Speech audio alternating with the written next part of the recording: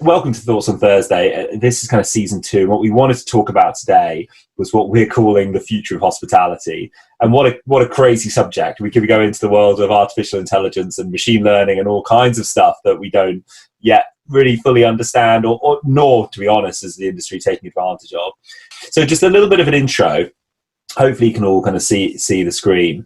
This is designed, as I say, it's weekly, it's for the whole community and it's discussion, but it's really about sharing ideas between some experts who've been there before, but also what younger leaders and leaders of the future are seeing and learning. It's about support, it's about exploration, it's about sharing, just to make sure this industry can kind of come back stronger and come back fighting.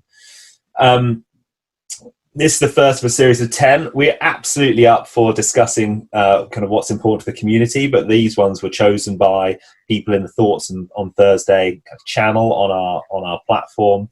As you can see, a lot of it's designed to be focused around self-development and really kind of positioning yourself for support and growth to get out of whatever situation you're in now, whether you're working and, of course, in a completely brand new situation, or whether you're job searching or whether you're studying and planning kind of careers of tomorrow.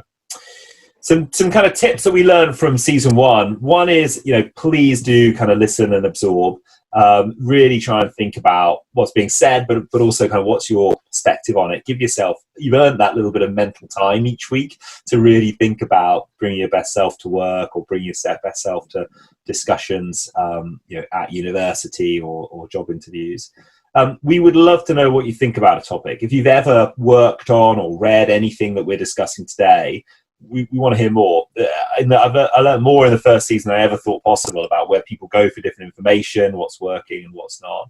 So let's get into it. I suppose before I do that, actually, we should do some quick introductions, shouldn't we? Martin, do you want to go first and introduce yourself? Hello, my name is Martin. For those of you who haven't seen me on the screen yet. I used to be a hotel GM until I got fed up with it and started my own company. So hotels are my background. I'm originally from Germany. I did an apprenticeship in a hotel, and I've essentially been in hotels ever since. What else? Yes, I did an online course with an online MBA with Glion. So there's the Glion connection, and that's me. Perfect, great. And I'm James Lemon. So by background, also a hotelier. So I spent 5 years at Intercontinental Hotels Group, working and running strategy teams in Singapore and in Europe, looking at the global business. So lots of fun, but hopefully we're both a little bit qualified to talk about the future of hospitality. So we've got 4 kind of themes of today, and this is absolutely not exhaustive, but we felt like it was a really great place to start, I think, from the work that we're doing with our clients and from the discussions we're seeing around the industry. So I think, Martin, am I taking the first 2? Is that right? That's right. Yeah. So look, the first thing that I'm working with my clients is absolutely a broader approach to revenues. And if you haven't heard this yet, then look it up, and there's some great articles that people are writing about it.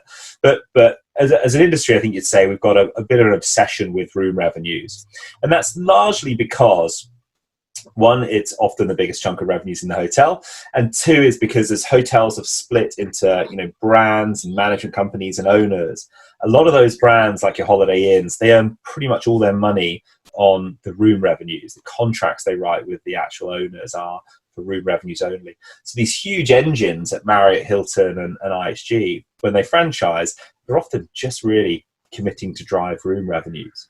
That's created a real problem in the crisis, because of course if you're an owner, that was the first thing to be hit, especially any hotel that relies on international travel or largely business travel.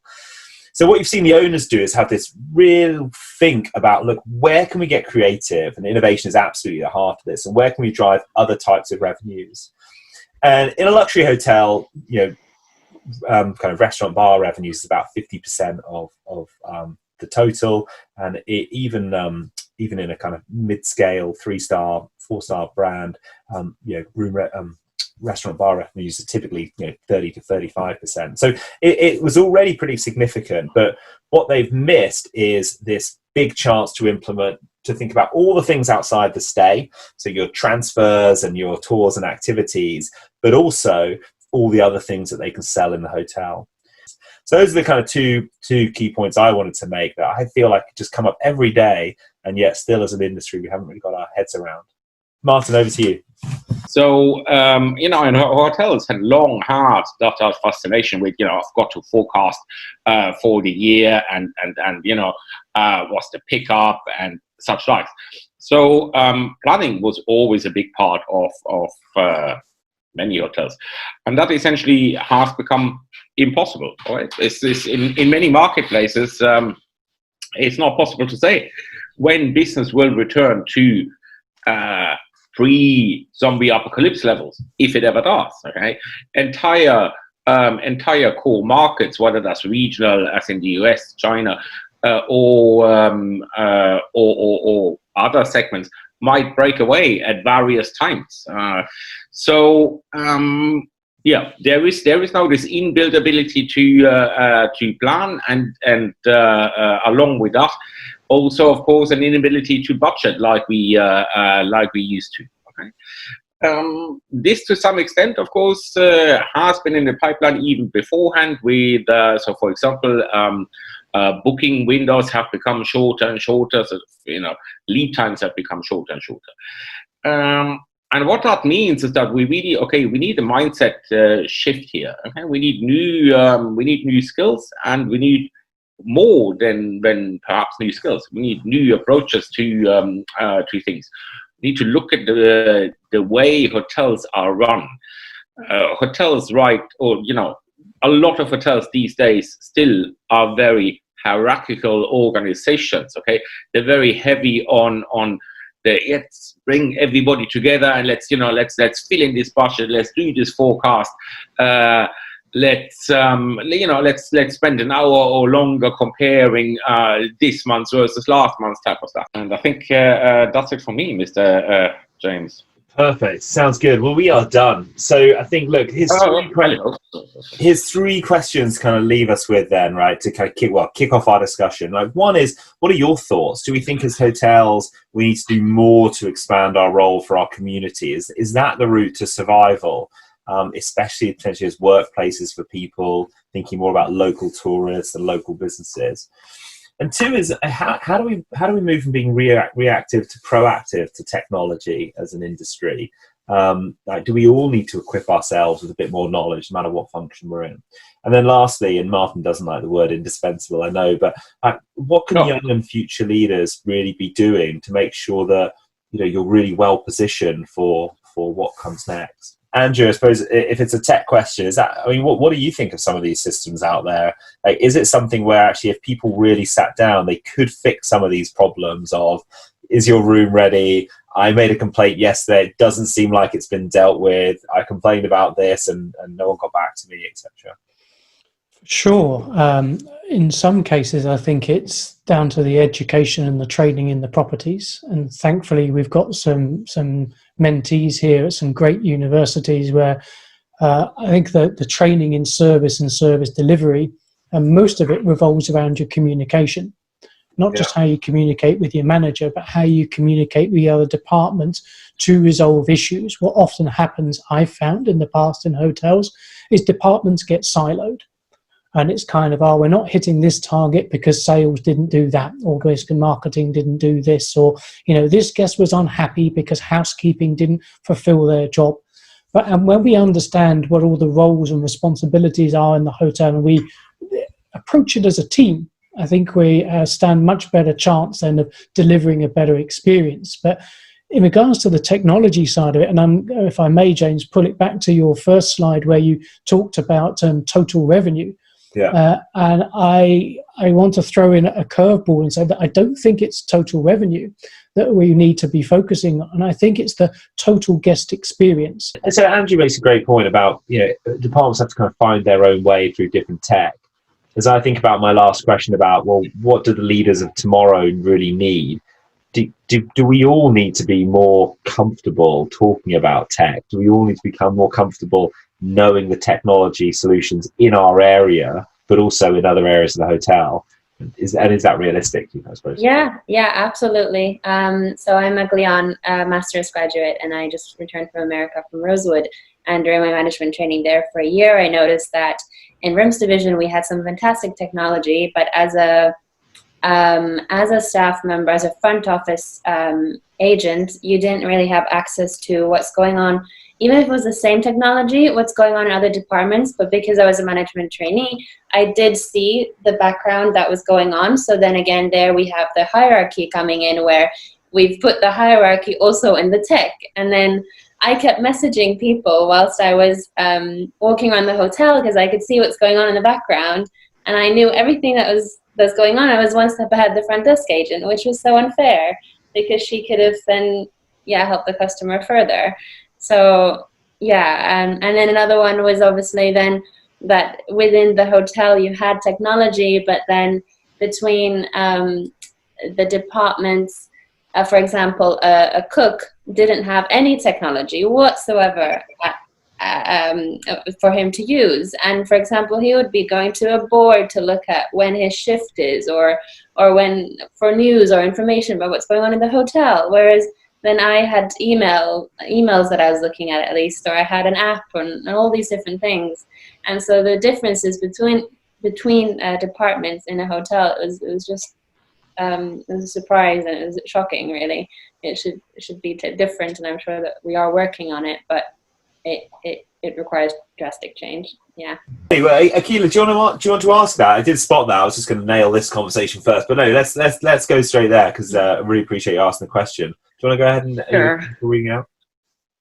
So I'm just currently stuck in Russia. I came here for a week on tourism, so I haven't been at work for 6 months due to travel restrictions.